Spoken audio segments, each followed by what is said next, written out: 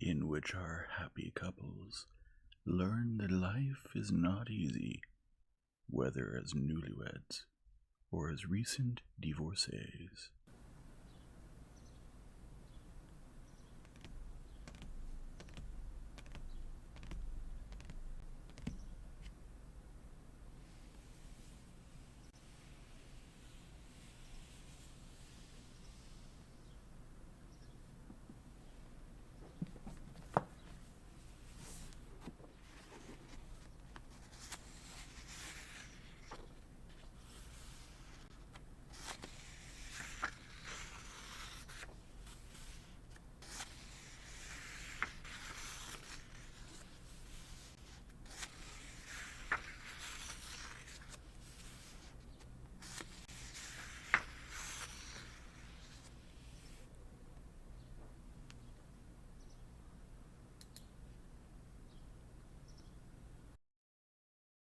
Chapter 23.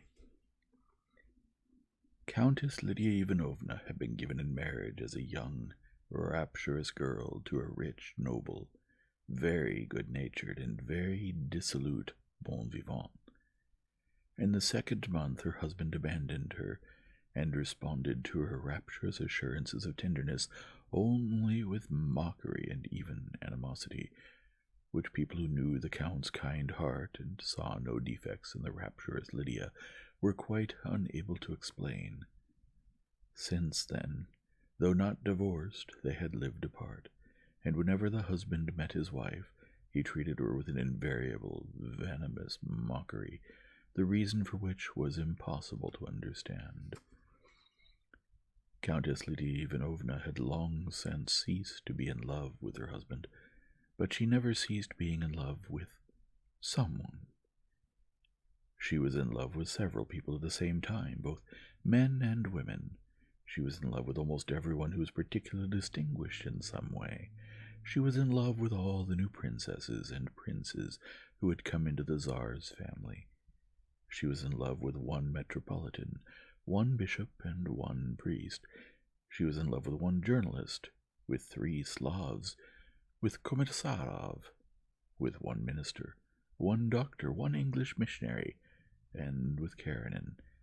All these loves, now waning, now waxing, filled her heart, gave her something to do, but did not keep her from conducting very extensive and complex relations at court and in society. But once she took Karenina under her special patronage after the misfortune that befell him. Once she began toiling in his house, looking after his well-being. She felt that all the other loves were not real, and that she was now truly in love with Karenina alone. The feeling she now experienced for him seemed stronger to her than all her former feelings.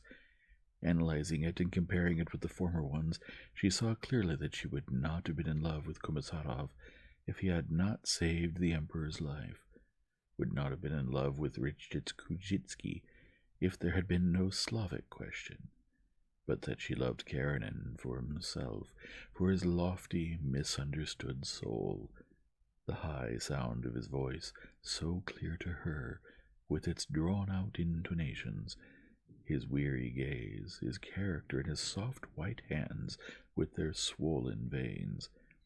She was not only glad when they met, but sought signs in his face of the impression she made on him. She wanted him to like her not only for what she said, but for her whole person. For his sake, she now took greater care with her toilet than ever. She caught herself dreaming of what might have happened if she were not married and he were free. She blushed with excitement when he came into the room. She could not suppress a smile of rapture when he said something pleasant to her. For several days now Countess Lydia Ivanovna had been in the greatest agitation. She had learned that Anna and Vronsky were in Petersburg. Alexey Alexandrovitch had to be saved from meeting her. He had to be saved even from the painful knowledge that this terrible woman was in the same town with him, and that he might meet her at any moment. Lydia Ivanovna, through her acquaintances, gathered intelligence about what those loathsome people, as she called Anna and Vronsky, intended to do, and tried during those days to direct her friend's every movement so that he would not meet them. The young adjutant, Vronsky's friend, through whom she obtained information and who hoped to obtain a concession through Countess Lydia Ivanovna, told her that they had finished their business and were leaving the next day.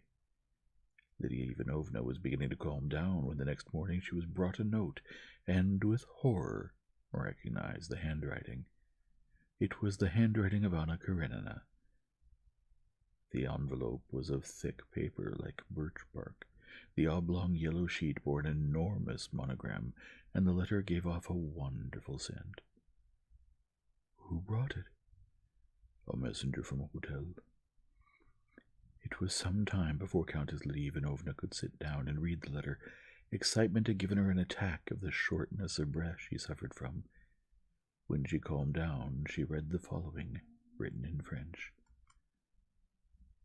Madame la Comtesse, the Christian feelings that fill your heart inspire in me what is, I feel, the unpardonable boldness of writing to you. I am unhappy in being separated from my son. I beg you to allow me to see him once before my departure. Forgive me for reminding you of myself. I am addressing you, and not Alexey Alexandrovitch, only because I do not want to make that magnanimous man suffer from any reminder of me. Knowing your friendship for him, you will understand me. Will you send Seryozha to me, or shall I come to the house at a certain appointed time? Or will you let me know where I can see him outside the house? I do not anticipate a refusal, knowing the magnanimity of the person upon whom it depends. You cannot imagine the longing I have to see him, and therefore you cannot imagine the gratitude your help will awaken in me. Anna. Everything in this letter annoyed Countess Lydia Ivanovna. The content, the reference to magnanimity, and especially what seemed to her the casual tone. Tell him there will be no reply, Countess Lydia Ivanovna said, and at once, opening her blotting pad, wrote to Alexey Alexandrovitch that she hoped to see him between 12 and 1 for the felicitations at the palace. I must discuss an important, sad matter with you. We'll arrange where when we meet.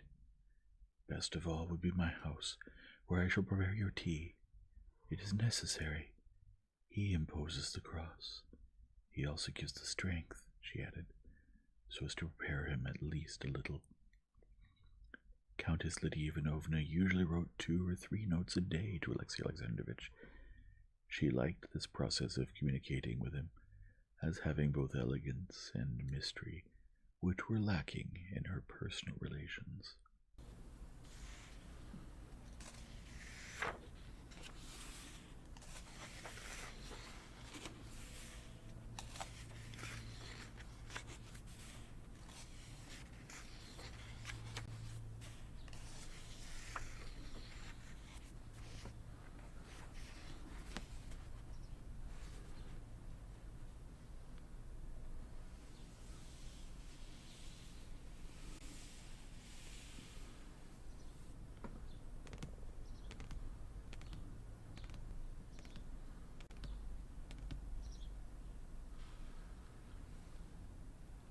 If you enjoy this format, please leave a like and subscribe and return tomorrow for the next chapter.